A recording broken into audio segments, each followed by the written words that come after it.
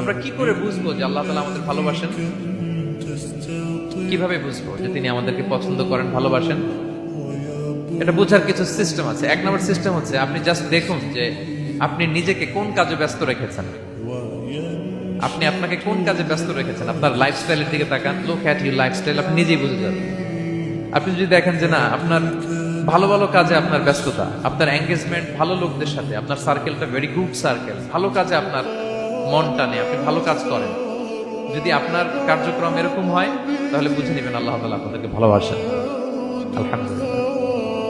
আর যদি দেখেন না, যত আকাম কুকাম আছে ওইটার সবার আগে আপনি, যেই কাজে আল্লাহর ক্রোধ আসে, আল্লাহ রাগ হয়ে যান, যেই কাজ ইসলামে করার নিষেধ, যেটাতে তার অসন্তুষ্টি, ওই কাজে আপনার এঙ্গেজমেন্ট, ইনভলভমেন্ট, আপনার সার্কেল গুলো এরকম, তাহলে বুঝে নিবেন